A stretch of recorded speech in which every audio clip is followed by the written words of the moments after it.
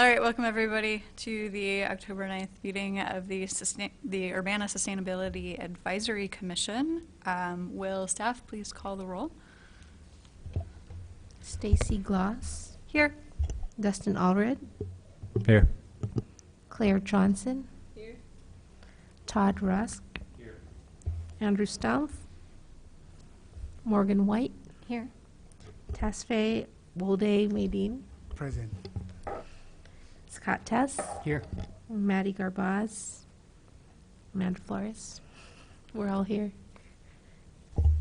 Okay, great. It looks like we do have a quorum tonight. In your packets that you received for this meeting, you should have gotten the minutes from the meeting that occurred on September 4th. Is there a motion to approve the minutes from September 4th?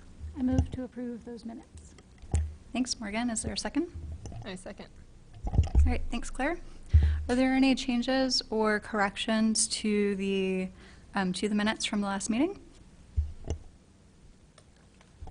Okay, all in favor of approving the minutes, say aye. Aye. Aye. Aye. Great, that passes. Are there any corrections or additions to the agenda this evening? Okay. Public input, is there anybody that would like to address the commission at this time during public input? Okay, no pressure.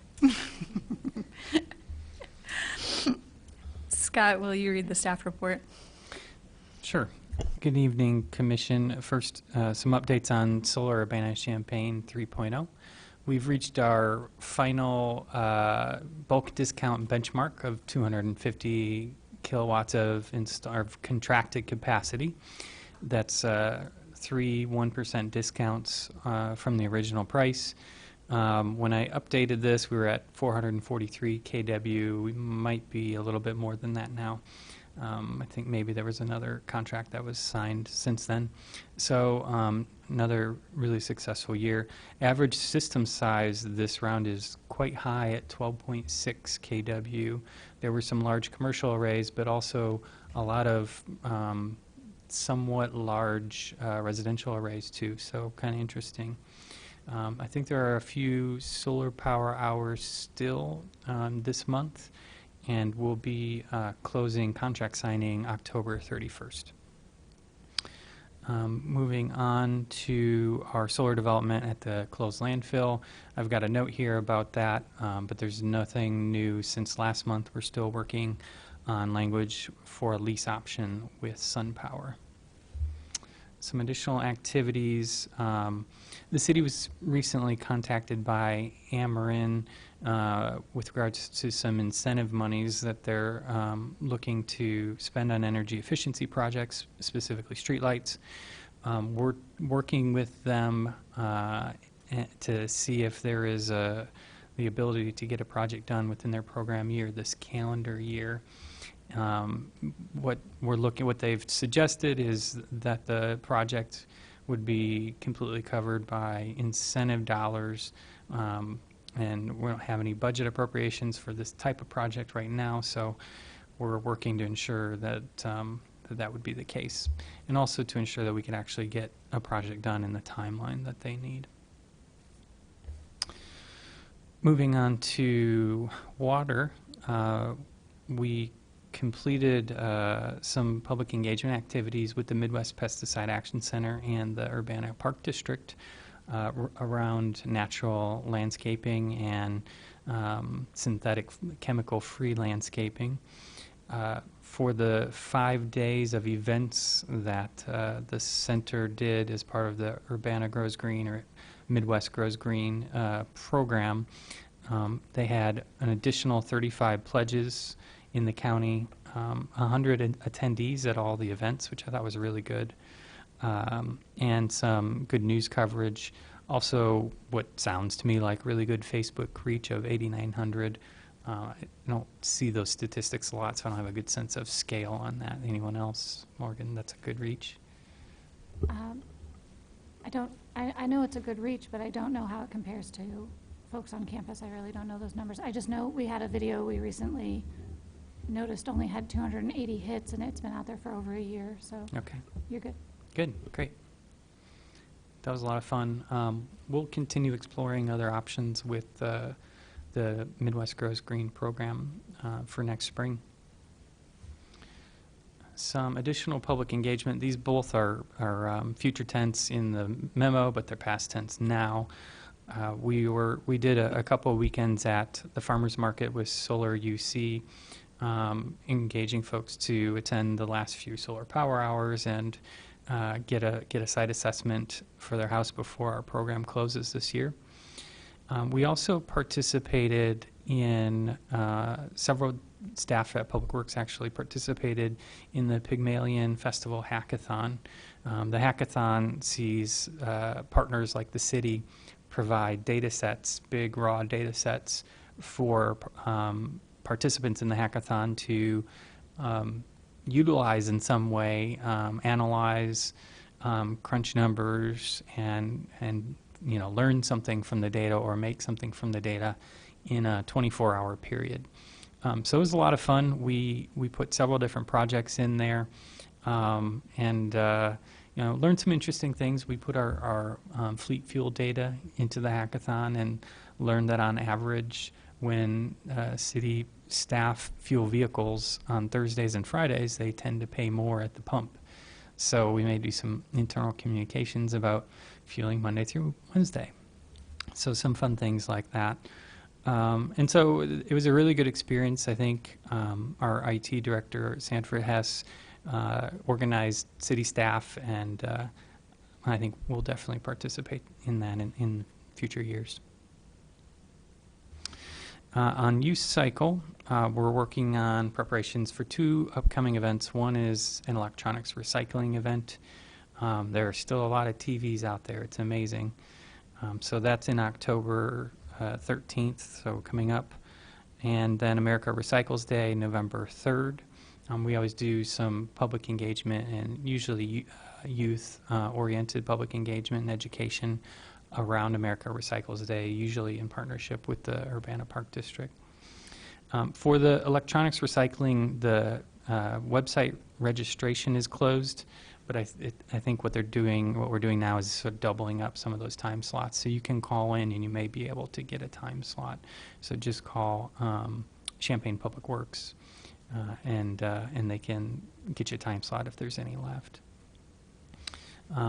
UCycle staff is also working with the Illinois Product Stewardship Council on their scope and agenda for next year. They're looking at paint stewardship, sharps stewardship, plastic bags stewardship, and carpet stewardship, or some sort of solution related to stewardship for those materials. The next Sustainability Advisory Commission meeting will be November 6th at 7 p.m. in Council Chambers. And also I want to note that the Commission may want to consider canceling the January meeting as it falls on New Year's Day. Oh, sorry, one correction. November 6th meeting will be in the Executive Conference Room, as that is Election Day. Thank you. I have a couple of questions. One is on the Solar UC. So this is the third year, and anyway, any thoughts? I mean, it sounds like it's still lots of demand. So any thoughts on, preliminary trends right now, and I don't know, geographic reach, and any, thinking about the future and year 4 or not? Anything along those lines? I think we have sold enough this year that we're likely to do a year 4. With the 3 years of data, there's some things we can do, and it's on my long list, especially with Google Project Sunroof data. There may be some interesting things we can look at with the data, but I haven't gotten to it yet. My preliminary look at Google Project Sunroof is that it's visually, looking at the aerials and identifying where there is solar on roofs already, at least at the time of the aerial photography, and then adding that up in terms of a kilowatt number. So it'd be interesting to see, because what we have in terms of data is all of the solar arrays that are installed with Solar UC. That's only part of what's sold. There are other installations by other programs and vendors. And we have no data from solar installations that predate Solar UC. So for instance, someone got an electrical and building permit for a solar array not associated with our program. It's just recorded as an electrical and building permit in city records.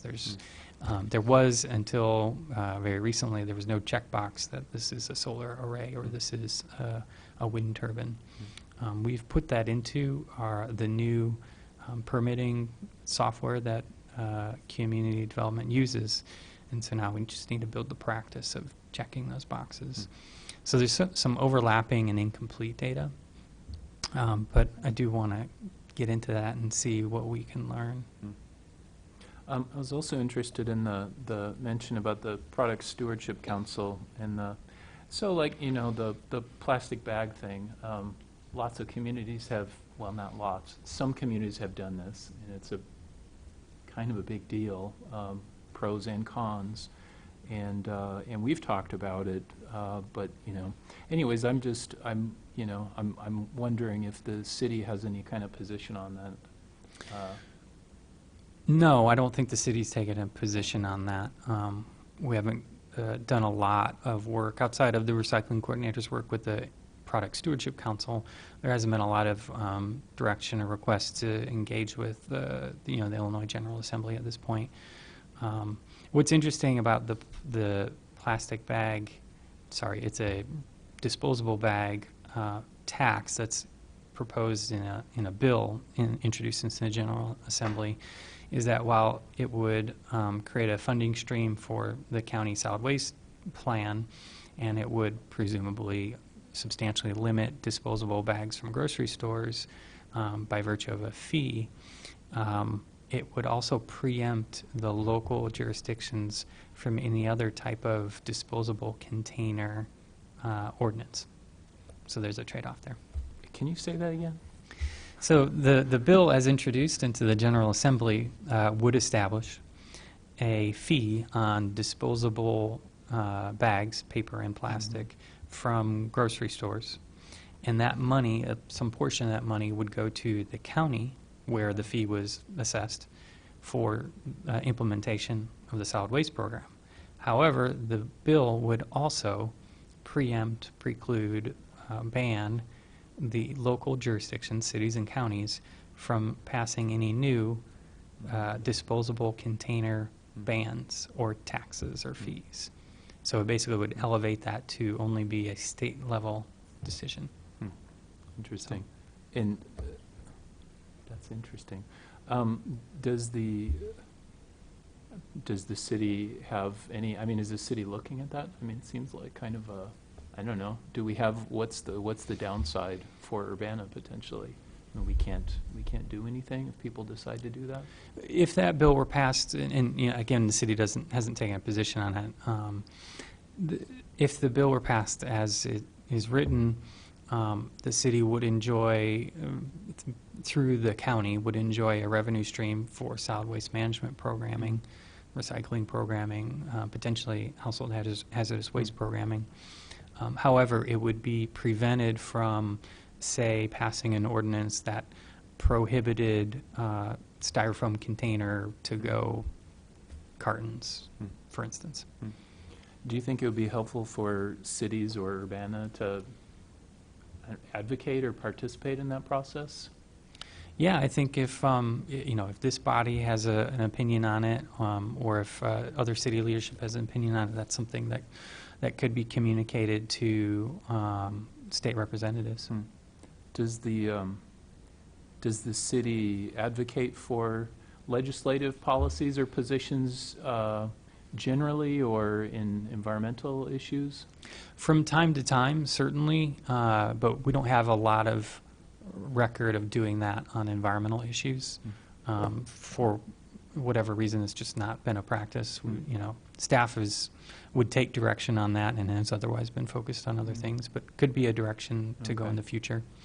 Yeah, it seems like a good opportunity, something this body could have something to say about. And I think about, you know, our local state rep, Representative Ammons has, you know, she engages interested constituents and other, you know, stakeholders in advisory meetings, and environment is one of those. Of course, there's lots of other ways to engage, but that seems like something that we might want to consider. Do you have any sense what the sort of argument against this would be in terms of the loss of local autonomy to do something, I assume, more strict, or, you know, assess a larger fee? Does it seem like the fee that's proposed would send the right signals to people? Is it significant enough? Yeah, I think, for instance, City of Chicago already has a citywide fee on disposable plastic bags or single-use plastic bags. And they did a study, they had a firm do a study before and then a study afterwards, and found that the fee generated a lot of revenue for the city for folks who really needed a bag at that moment when they were shopping, but also dramatically reduced the number of single-use plastic bags that were given out by retailers. So that's a pretty good outcome. Reduce single-use waste and generate tax revenue. So I think that's the benefit from the law, pretty clear. The trade-off is that a local jurisdiction would not be able to be a leader in taxing or banning other single-use products that they felt were undesirable. There's also some virtue in having, uniformity statewide on such things. So depending on your perspective, a local perspective or a statewide perspective, you may see that as a virtue or a vice. I think I'd like to propose that we have an agenda item in our next meeting where we explore this topic and discuss in more detail and consider the question of whether we want to recommend that the city take a legislative position or forward some advocacy, or spend staff resources on staff time on evaluating and developing a position.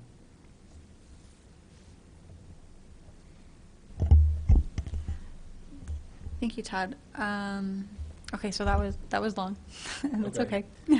Will you consider revising and just shortening that Okay. proposal? An agenda item to look at the Product Stewardship Council issue on plastic bags, policy issue on plastic bags, and decide whether SAC would like to recommend that the city take some action in regards to it. Does that make sense? Thank you. Is there a second for that? Well, I'll second that. Oh. No, go ahead. On second. Thank you, Tesfaye. Is there any question or debate about the proposal? Well, I'm just saying that the proposal is to have it on the agenda, learn more about it, and hopefully during the same meeting have a related motion about this this commission taking an action, correct? Okay. Yeah, I like that. I think that's right, because we would not be able to, we couldn't tonight take action or vote to take action, but we can have this motion or this proposal to discuss the topic at the next meeting, and for some sort of action to come out of that if that's the direction that the body chooses. Yeah, I'm just asking that we make sure that what's on the agenda is something that we, by having it on the agenda, are able to take action at the meeting. Okay, thanks. I think that's clear. Great.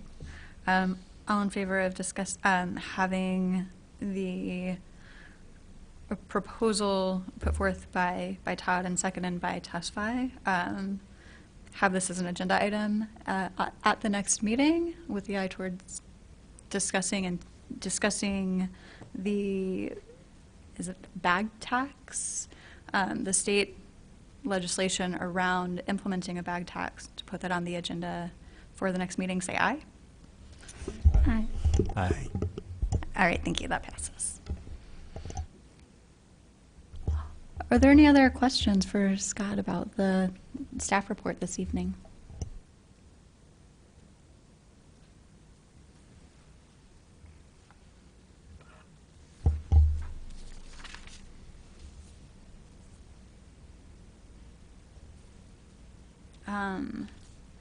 I do have one question, and that is just regarding the commission considering or may consider canceling the scheduled January meeting.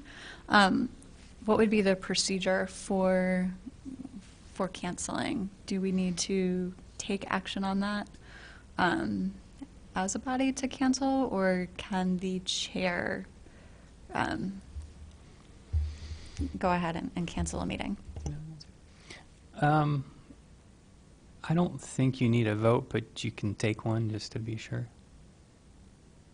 Is that something we can do in this meeting, since it's part of the staff report today, or Yeah, should that's we That's a good point. just add it to the agenda? Let's add it. We're to the going agenda. to add that to the agenda for the next meeting, but I don't think we need to vote on adding that I'll to the s- agenda. I'll check and see if that really needs a vote.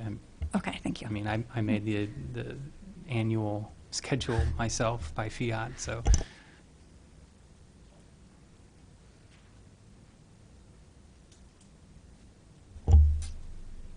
Okay.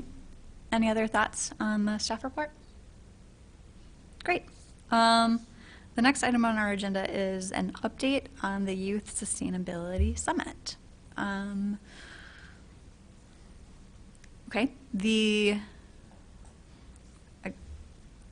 I need to pass this? I don't know if I need to pass the chair because I'm going to go ahead and provide this update. Mm, But Andy's not here. You can pass to the right. Great. All right, I pass the chair to Dustin while I give the update on the Youth Sustainability Summit. All right, next weekend on October 13th,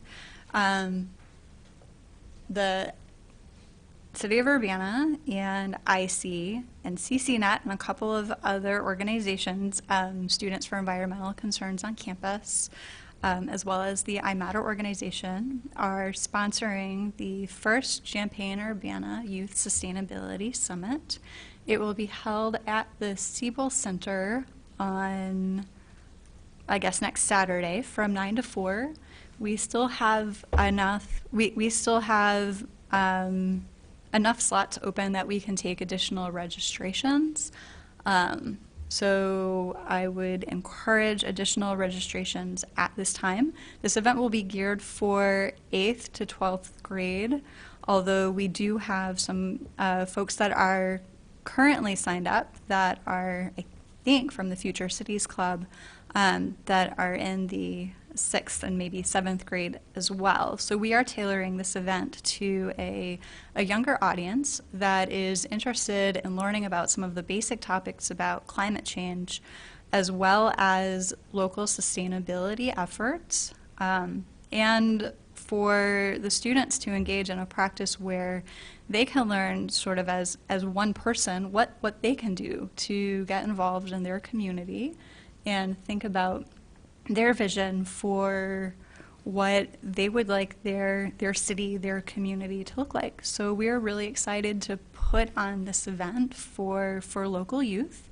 and we hope that a lot of students will consider attending. One of the things that I have heard from some of the local organizers is that they don't learn about things like climate change and big global systems in their science classes. It's not traditionally taught. And so we've got some fantastic speakers and experts at this conference that are going to break down some of these topics in a way that should be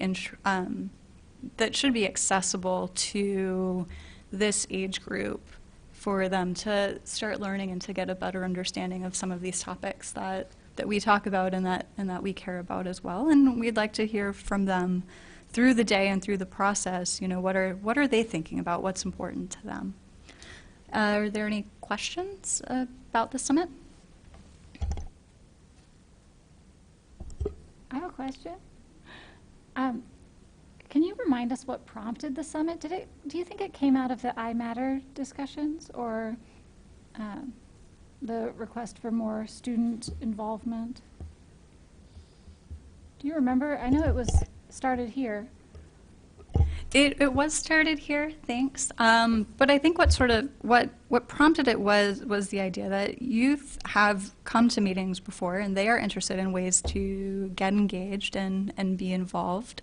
And this was part that, but it also grew out of some meetings with some high school students in the community that had been looking for volunteer opportunities for them to work on something that would be meaningful for them as seniors, sort of something that they could be proud of and look back on and say that, hey, you know what, they worked on this and they did this, and that they were looking for a meaningful experience. And when we had talked to some of these students and brought up this idea, they were very excited about joining an organizing team that would focus on this. And through the process, they have asked incredible questions. They have really thought about some of the issues and have pinpointed things and have done research and said, you know what, these are topics that we want to learn more about. And so that has really inspired them, I think, to carry the to carry the agenda for this summit forward. Thanks. So I know that the students, the leadership team that put this together, I've worked with you a little bit on it and with them, have spent several months pulling this together and reaching out to the community or to the to people to be presenters and to help provide that information for our area's youth, the teenagers, as I might want to. It's easier for me to say the teens. So and then they put so much time and effort into it, and they really have this amazing group of speakers, just top-notch people who know exactly what's going on about water and transportation and the food system and agriculture and waste, recycling. There's another one. There's 5, right? Well, all these different points and topics that are really vital to our overall movement towards addressing all these things that we know we need to do. And yet, we're really struggling with getting the teenagers to come, to sign up and come. There's a bit of a disconnect between we want to see it happen. This is really important. There's all this work put into it. It's perfectly available. It's totally free. It is an absolutely great thing that every teenager in town should come to. But they don't really know about it. And we talked with our youth member here, Maddie, who can't be here right now, but about how do you get through to them? How do they know about things, right? They don't use Facebook or Twitter or Instagram. They don't even use Instagram? Okay, well, she didn't. So the messaging to get it out into our community, there's over 100,000 people in this community, and what's that, 10, 20,000 teenagers? I don't know. But we're not getting through to them. So I bring all that up because I would like it if maybe each one of our commission members could talk about every one of them, every person, like we'd go across the table and talk about how we could reach out to more teenagers right now, today, tomorrow, because this Saturday, and today's Tuesday, that's Saturday. So that's something I'm asking if you guys would be willing to do right now. What have you tried so far? Stacy?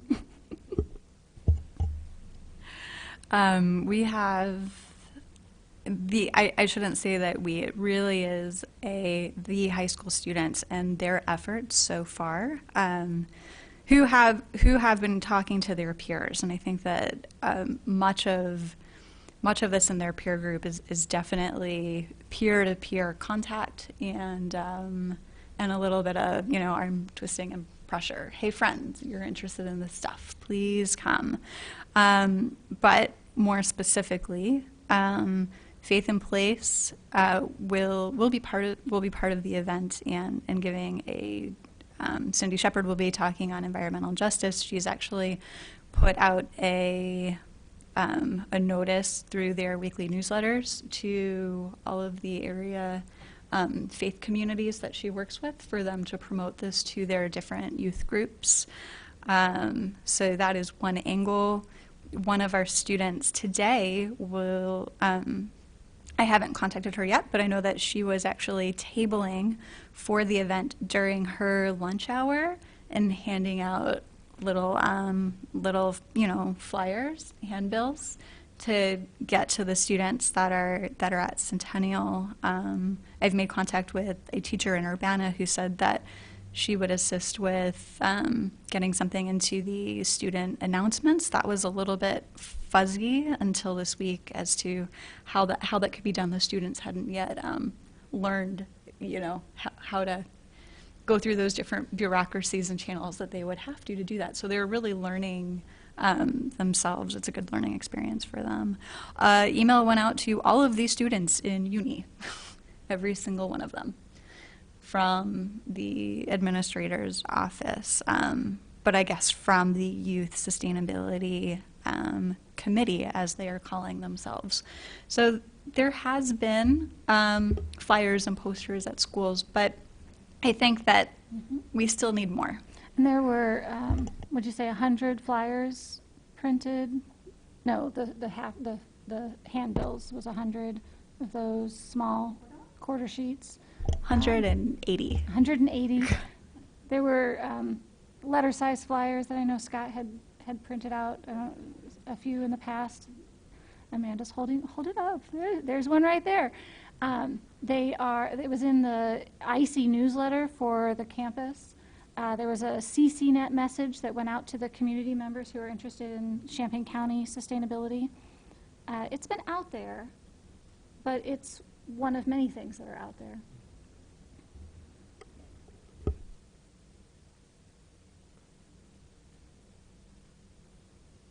I was just thinking of when I was a freshman at the university, how many different things I went to because there was pizza there. So I wasn't 8th to 12th grade, but pretty close. The summit is catered. Well, yeah, but I mean, pizza before. I don't know if there's budget for, anyway. I don't know what's on the dining services menu, but there's food. So did you do something with Instagram and Snapchat, or? I don't know how Instagram and Snapchat work. I know there is an Instagram page that the student organizers created and started sending stuff out through it. I don't know how you get likes. I don't know how people find out about stuff. One interesting thing that occurred was that Facebook would not let me boost the post. So after getting lots of Facebook advertisements for Facebook to boost the Youth Sustainability Committee page, I got a notice back after boosting this. So this is paid advertising on Facebook to try and reach 100,000 people sort of in the community. I got a note back that said, you are not authorized to post this event because you are not authorized to promote events that have to do with political things or things that are sort of national importance. And I think that this is sort of fascinating because, well, this is a youth event for 8th to 12th graders in our community, but because it probably and does have the words climate change and sustainability on the Facebook page, these are political words, and that we are not authorized to do so unless I give Facebook a social security number, and I'm supposed to get a letter from them, and that they have to verify who you are. So I think that like in this age of fake news and Facebook getting in all sorts of trouble for some of their actions and swaying elections, that the pendulum has sort of swung into an overcautious thing. So now I can't even pay for Facebook advertising. I think the answer is just a little bit. What about Snapchat and Instagram? The students may have done stuff. We know? Oh, Instagram, yes. Snapchat, no. I don't even know what Snapchat is. Yeah, I don't know. As the parent of a teenager, I only see him looking at Instagram and Snapchat, so that would be the way.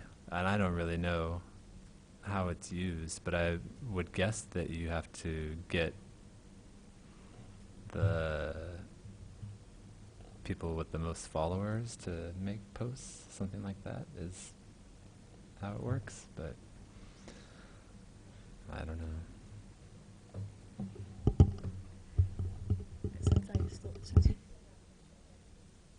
Do you want me to pass it back to you? No.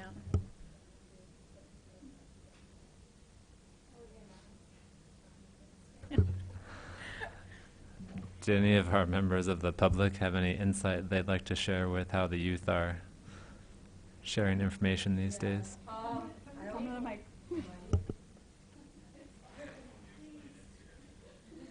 Please, we need help. I don't think Snapchat's like a good idea to spread the word, because you have to be friends with your friends on Snapchat and like Instagram. You could create a page and then people can like kind of put on their live story and say follow this page, and then that can get all of their followers to look at that. I know that's how like I follow some pages. If like everyone posts it on their live Instagram feed, not like their actual feed, because that's at the top of the app. So like people are always looking at that. I feel like that even gets more views than your photos.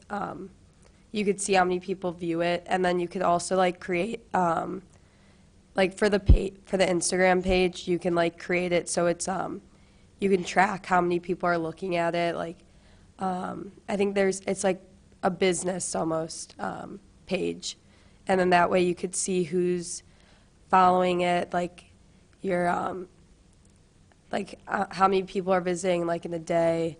Like I made one to like sell clothes, and it like you could do stuff like that.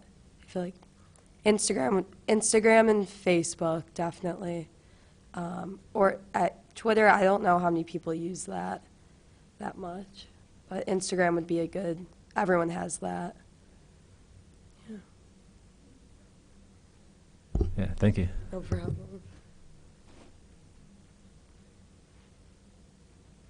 Can I share something? Well, I looked at the Instagram page for the summit, and there's only 4 followers. So that's kind of, you're not really reaching a lot of people. And I think, like she said, I also have like a separate page for my personal page. And by using hashtags, that actually triggers people to discover you. So let's say you hashtag sustainability or youth, like catchy phrases that'll kind of trigger them. So when they're searching for whatever, then your page will show up there as one of the many, but at least it's there. And then by making it into more of a business page, you actually get you can see how many people are looking at it from your hashtag. And so you can be like, oh, so this hashtag's working, or this one's not working. So maybe that could help too. Is this an event that the Sustainability Advisory Commission is affiliated with? So you could probably contact Bridget Brohan, who is the city's communications and outreach specialist, and runs like the Facebook and stuff for the city, And if she feels it's appropriate to share, then that would be another place where those items could be shared. And probably any other SAC-related events or happenings or milestones or whatnot. I think it appeared in the mayor's email. Let me double check.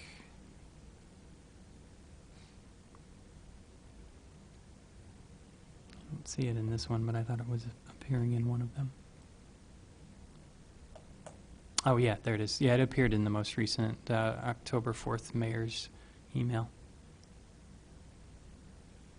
It's certainly on the sustainability Facebook page. We can double check if it's on the citywide Facebook page.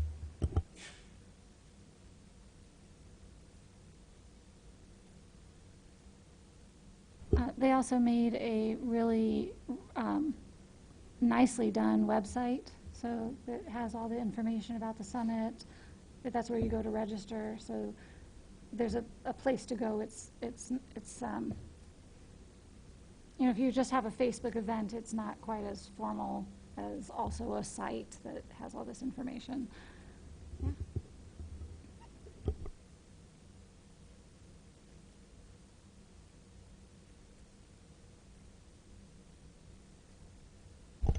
Okay, thanks for these ideas. I thank you for these ideas. I really appreciate it. All of you are welcome to attend on Saturday. You do not have to come for the entire day, but check out our agenda. And if there's something that speaks to you, please consider coming by. Thank you. Okay.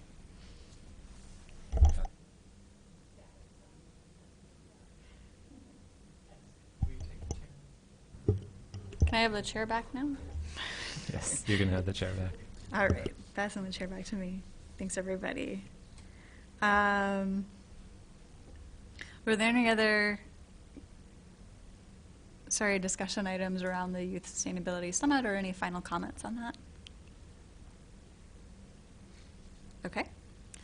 We have a few announcements this evening. Once again, the Youth Sustainability Summit is October 13th. That's this Saturday. And then there will also be another event related to climate change. It is called Confronting the Challenges of Climate Change. It will be held at the Beckman Institute, and that is on October 16th at the University of Illinois. There were some additional notices in the packet. Are these considered announcements? Sure. Okay. Yeah, we don't have to read them all. They're there. The local church has a series of climate-related talks going on. I also wanted to highlight this report titled Climate Change is Harming Our Health. Scrolling to what's labeled within the document, page 1, there's an infographic of the United States. Pretty helpful. I probably would have been helpful to give a little bit more context. This report is within the context of some recent research that shows that informing people about the health harms associated with global warming and the health benefits associated with clean energy significantly increases their engagement with these issues and support for clean energy and other climate solutions. So it's a good medium to communicate these issues, and so coming back to the report, I think they do a good job of visualizing what the health harms are of global warming in a way that is more personal and real for most folks, rather than high-minded concepts of million metric tons of greenhouse gases. This second report, sorry. Would you just remind the audience what that report is called and who put it out? It's called Medical Alert: Climate Change is Harming Our Health by the Medical Society Consortium on Climate and Health. The other report I'm very interested in but haven't read yet. It's titled You're Getting Warmer, a Comparison of Gas Furnaces and Heat Pumps in Midwest Homes. How we might go about converting thousands of natural gas furnaces to renewable electric is important for cities like Urbana that have a carbon neutrality pledge. And so I suspect this is getting at that. I didn't prep him beforehand, but Todd, did you have any comments on this? I think maybe you had a chance to look at it, maybe not read it all the way through yet. I think generally I think the overall finding was that the heat pumps, as of now, come out to, I think, increase operating costs for most people in most cases, and that's how it is right now. I have to look at the details, but somehow I think there's a more nuanced, a more nuanced thing, but anyway, that's the overall finding. Yeah.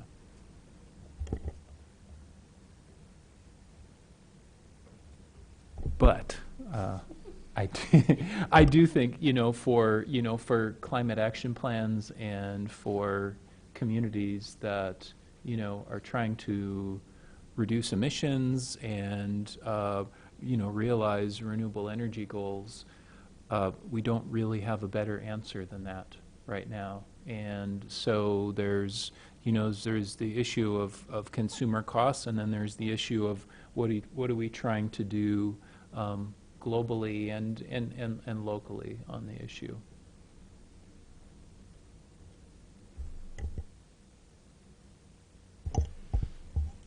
Thanks.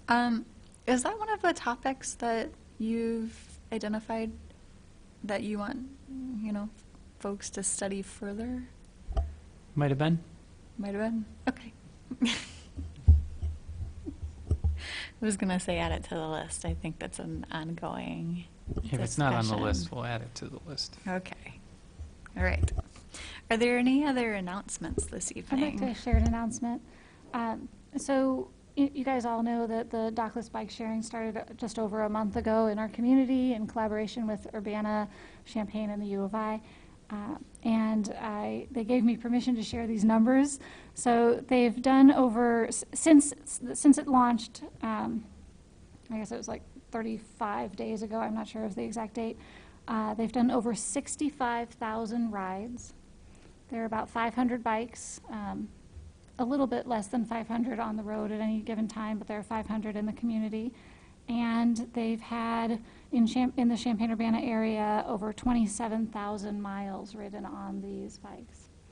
It's incredibly impressive. We're very happy. So wanted to share that good news. I want to throw in that I'm amazed at the take-up of that. I mean, the number of those little, blue-green bikes riding around is pretty cool. And I'm curious what that might mean for, that end of the year.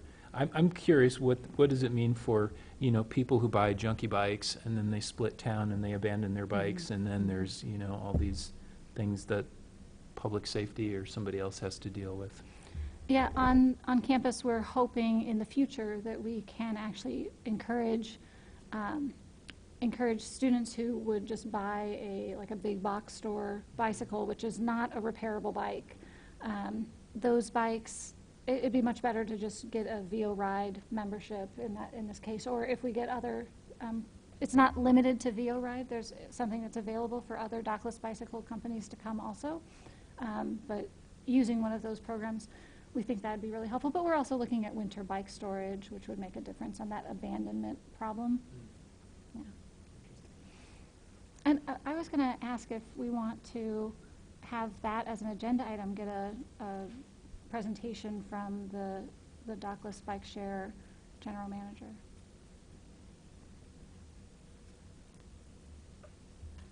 Okay.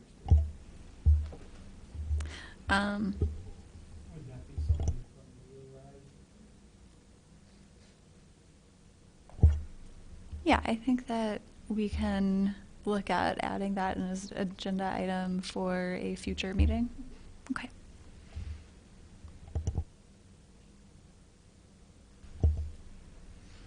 Are there any other announcements? Great. Was there any old business this evening to discuss? No. Okay. That is it for our agenda this evening. Is there a motion to adjourn our meeting? Move to adjourn. Thanks, Todd. Is there a second? I second. Thanks, Tesfaye. All in favor of adjourning the meeting this evening, say aye. Aye.